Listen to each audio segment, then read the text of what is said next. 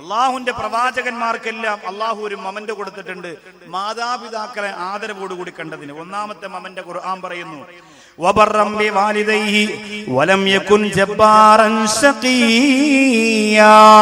അവരെ കുറിച്ച് തന്നെ ഖുർആൻ പറയുകയാണ്, ഉമ്മയോടും വാപ്പയോടും സ്നേഹം കാണിച്ച പ്രവാചകന്മാർക്ക് ഖുർആനിലൂടെ പേര് പറഞ്ഞിട്ട്, ഖുർആനിലൂടെ അവർക്ക് പ്രശംസാ പത്രം കൊടുത്തിട്ട്, അവാർഡ് കൊടുത്തിട്ട് അള്ളാഹു അവരെ ആദരിക്കുകയാണ്, അള്ളാഹു അവരെ ബഹുമാനിക്കുകയാണ്. മൂസാ നബി അലൈഹിസ്സലാത്തു വസ്സലാമിന്റെ മനോഹരമായ ചരിത്രമുണ്ട്.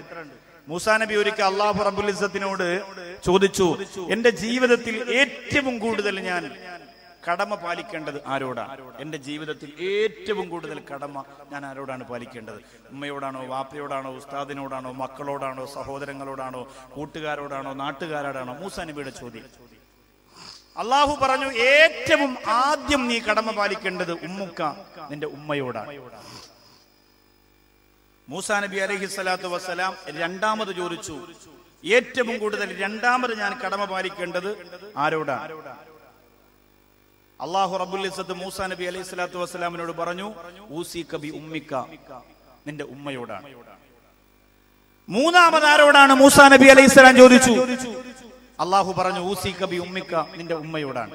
1, 2, 3 പ്രാവശ്യം പറഞ്ഞു. അപ്പൊ മൂസാ നബി വിചാരിച്ചു, നാലാമത് എന്തായാലും വാപ്പായെ കുറിച്ച് പറയും.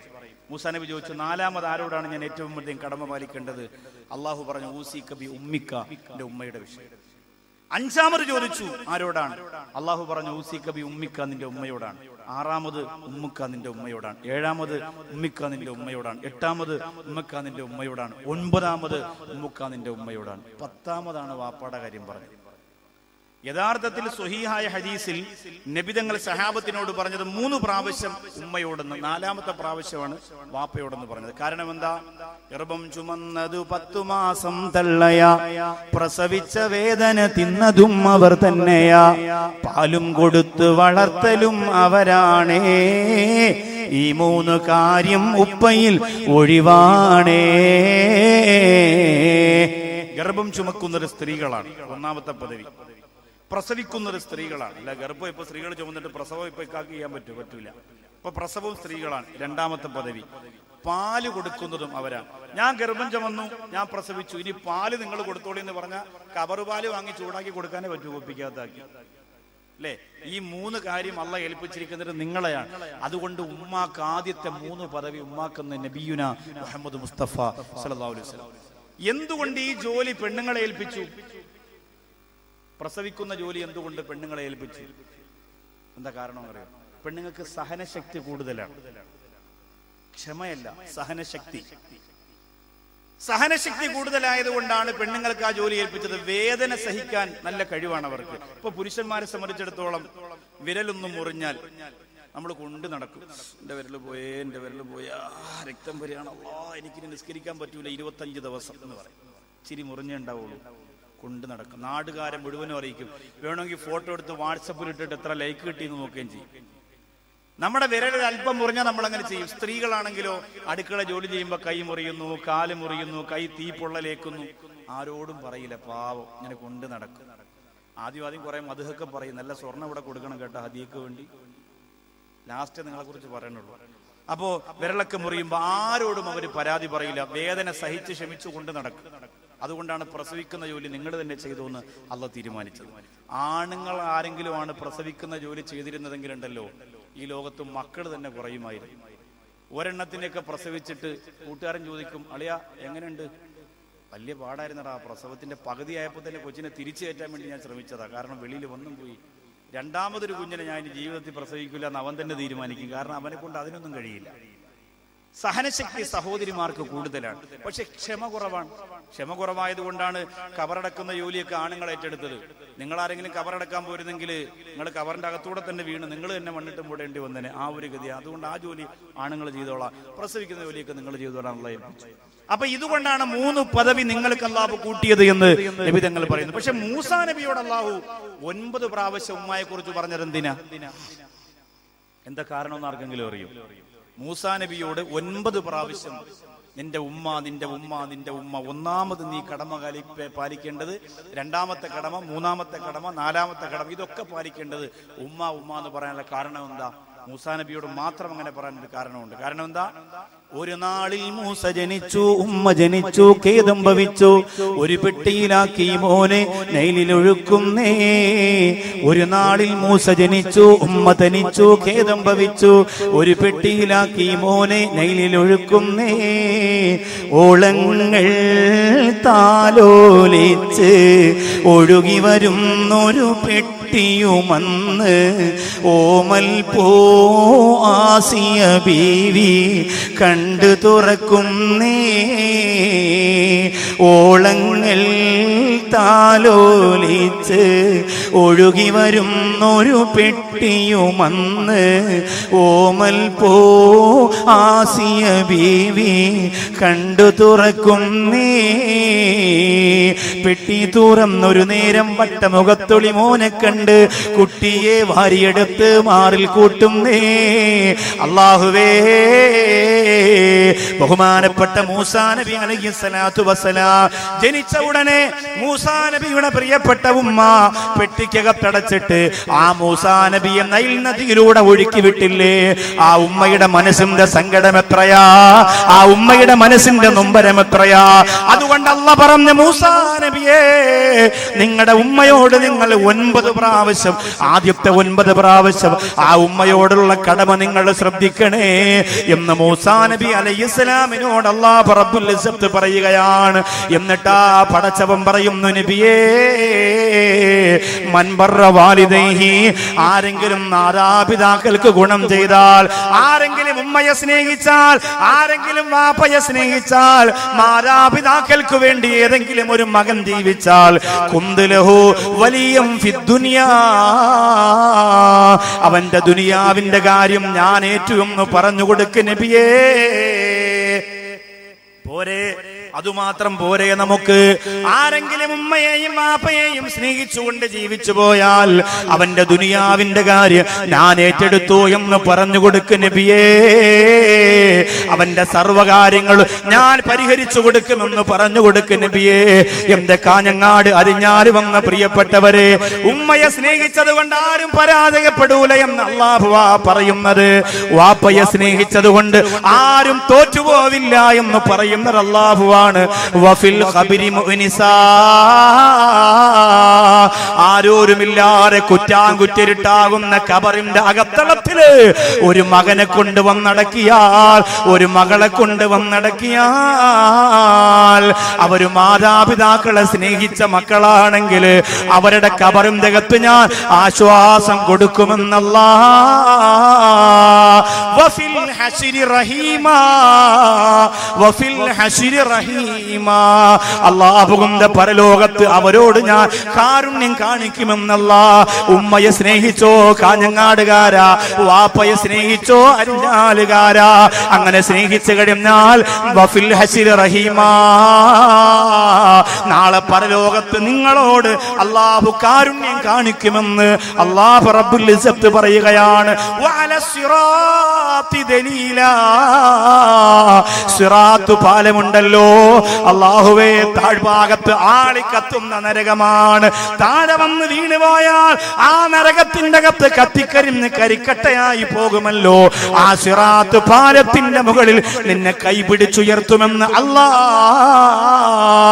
നീ ഉമ്മയെ സ്നേഹിച്ചാൽ, വാപ്പയെ സ്നേഹിച്ചാൽ, അവർക്ക് വേണ്ടി ജീവിച്ചാൽ, അവർക്ക് വേണ്ടി പണമുണ്ടാക്കിയാൽ, അവർക്ക് വേണ്ടി വീട് വെച്ചു കൊടുത്താൽ, അവർക്ക് വേണ്ടി വാദിച്ചാൽ, അവരെ ഖൽബിന്റെ ഉള്ളറയിൽ കൊണ്ടു നടന്നാൽ, എന്റെ പ്രിയപ്പെട്ടവരെ, നിങ്ങൾക്ക് അല്ലാഹു തന്നെ വിശാലമായിട്ട് ഖബറിലും മഹ്ശറിലും സിറാത്ത് പാലത്തിലുമെല്ലാം നിങ്ങൾക്ക് ഉന്നതമായ പദവി തരുമെന്ന് അല്ലാഹു റബ്ബുൽ ഇസ്സത്ത് പറയുകയാണ്. അതുകൊണ്ടാണ് അബ്ദുല്ലാഹി ഇബ്നു ഉമർ റളിയല്ലാഹു അൻഹു പറഞ്ഞത്, ഇബ്നു അബ്ബാസ് റളിയല്ലാഹു അൻഹു പറഞ്ഞത്, ഇന്നി ലാ അഅലമു അമലൻ അഖറബു ഇലല്ലാഹി മിൻ ബിർരിൽ വാലിദാ,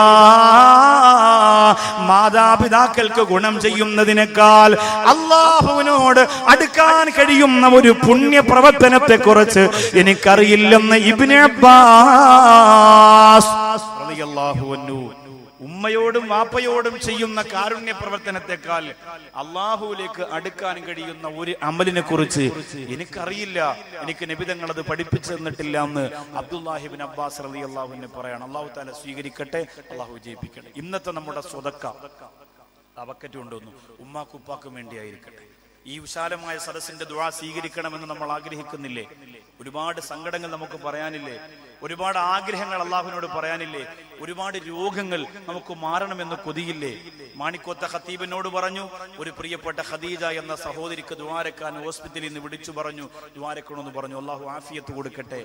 ഞങ്ങളുടെ നാട്ടിൽ നടത്തുന്ന സ്നേഹസാഗരം എന്ന കാരുണ്യാലയം, രോഗികൾക്ക് വേണ്ടി, വൃദ്ധസദനം പോലെ പാവപ്പെട്ടവർക്ക് വേണ്ടി, അവിടെ കഴിഞ്ഞ 11-ാം തീയതി മജ്‌ലിസുൻ നൂറും ദുആയും നടക്കുമ്പോ 4 മാസം മാത്രം പ്രായമുള്ള ഒരു കുഞ്ഞിനെ ഒരു ഉമ്മ കൊണ്ടുവന്നു. ആ കുഞ്ഞിന്റെ മുഖത്തേക്ക് ഒരു പ്രാവശ്യം നിങ്ങൾ നോക്കിയാൽ രണ്ടാമത് നോക്കാൻ നിങ്ങളെ കൊണ്ട് കഴിയില്ല. തൊലിയെല്ലാം ഇളകിപ്പൊക്കൊണ്ടിരിക്കുന്നു. തലയും അതുപോലെ തന്നെ മുഖവും ഒക്കെ തൊലി ഇങ്ങനെ ചുരുണ്ട് ഇളകി പോവാൻ. ആ പ്രിയപ്പെട്ട കുഞ്ഞ് വേദന കൊണ്ട് പൊട്ടിക്കരയാൻ. നീറ്റലായിരിക്കും ചിലപ്പോ.